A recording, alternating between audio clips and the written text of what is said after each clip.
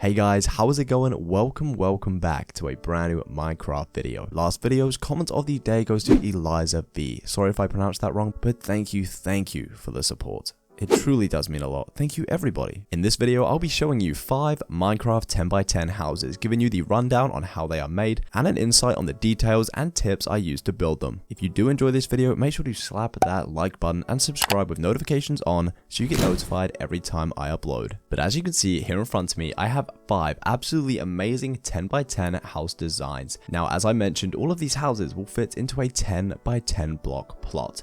Now, if you don't believe me, count it yourselves. 1, 2, 3, 4, 5, 6, 7, 8, 9, and 10. You ready for the next side? 1, 2, 3, 4, 5, 6, 7, 8, 9, and 10, baby. That is what we like to see. Now, this first house is actually desert themed, and you'll notice for a lot of these, I did try and match them to certain biomes in Minecraft. And I will tell you the biomes as we go along, and if you can guess them, whack it down in the comment section below, because I will be super intrigued to see if you guys get them.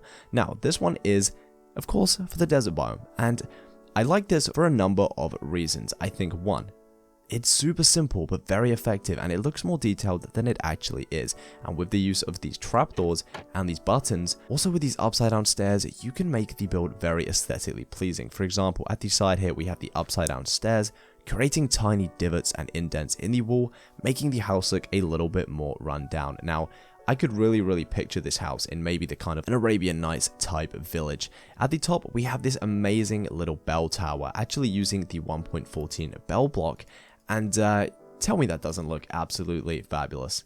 Just hanging there from the ceiling. I used an iron bar to connect it, and a spruce trapdoor, because you do actually have to have a block under it, otherwise it breaks just like so. If we do go down into the house, there isn't actually much inside. I didn't really do interior design on these, but I did tidy it up.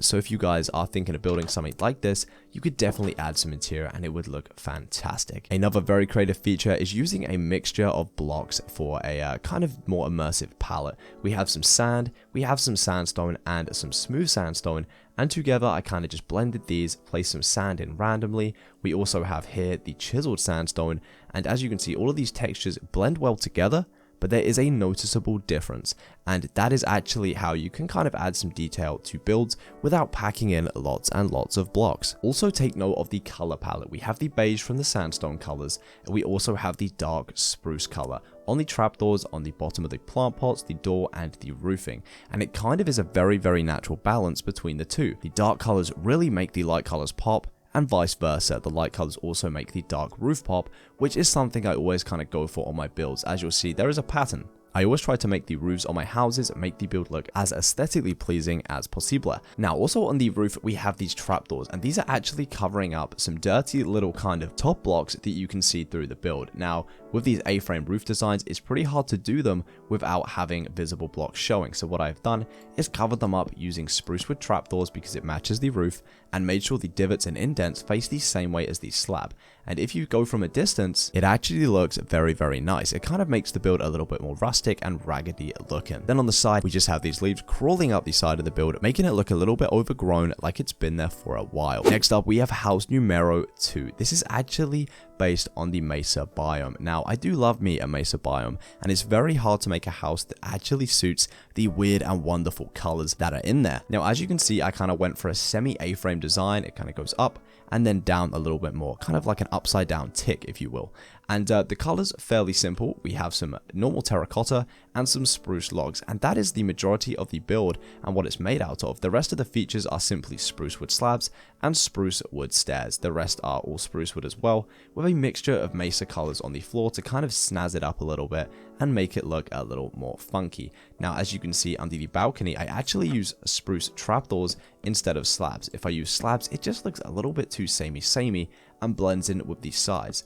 Whereas if you use trapdoors, you simply place them down and it adds a lot more depth to the build. There's also a little farm attached to this one, which I think is very nice, especially if you're using a house like this in survival. It's pretty nice to always have a farm attached for your survival needs.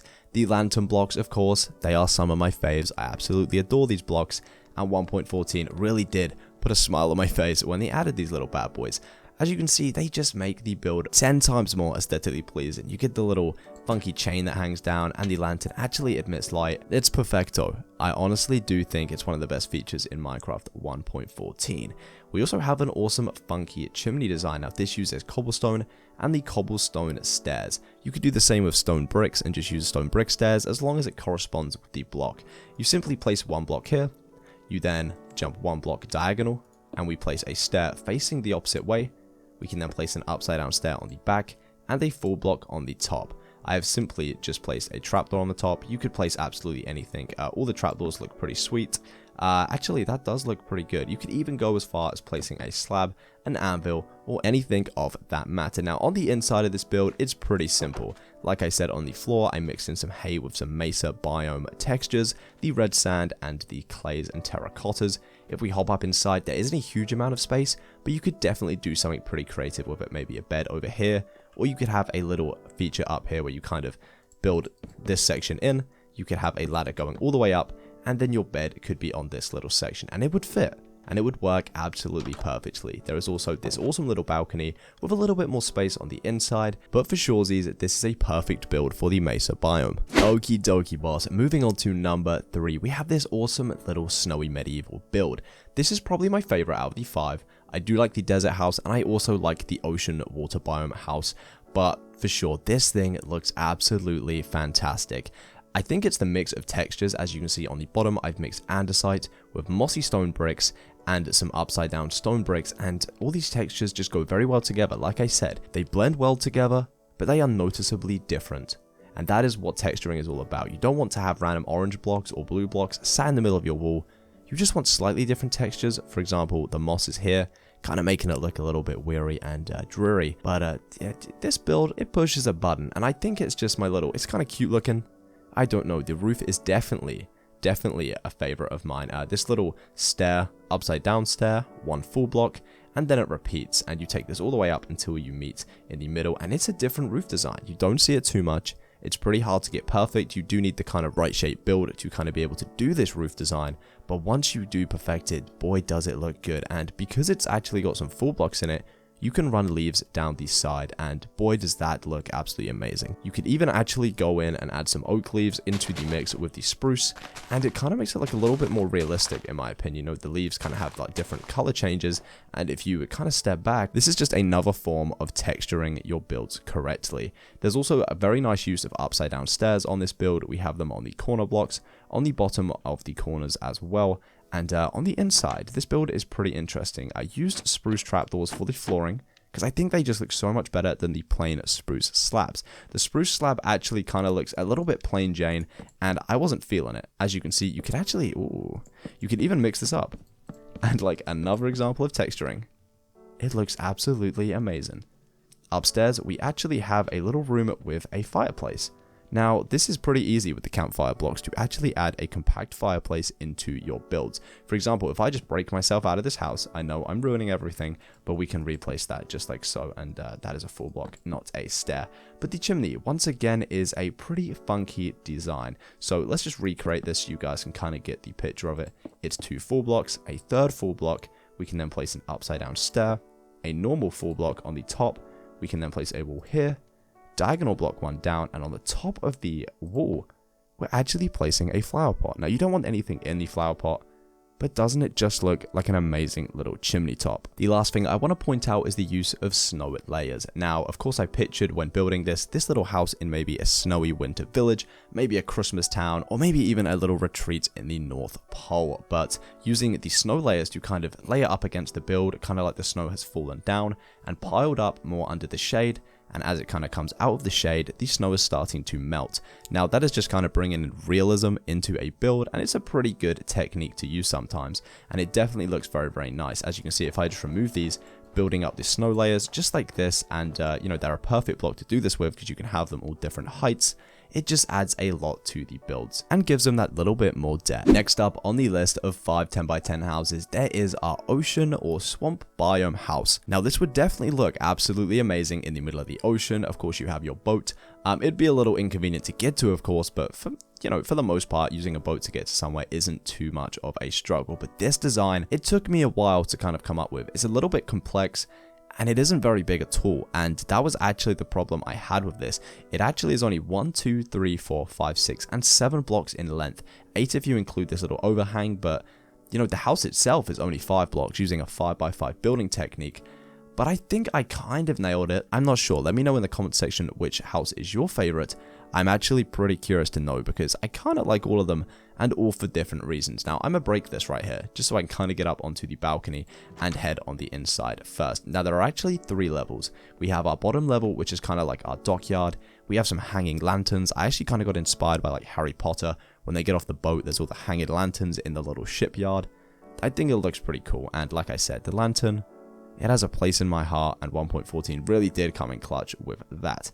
Little area for the boat, and I also terraformed the ocean floor. I am on a flatland world, so it's a little bit shallow, but damn, does that just not look fantastic.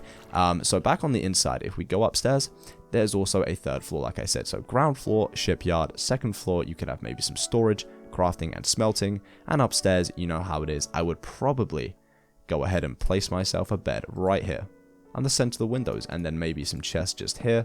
You kind of get the picture. There is enough space in here for, you know, a pretty nice little survival starter house. But I feel like what actually makes this build stand out is the use of upside down stairs, fences, and spruce wood trapdoors. Now, if you took these away from the build, it would look super bare, it would have no detail, and it'd be pretty boring to look at. For example, if I was to just take this section away right here,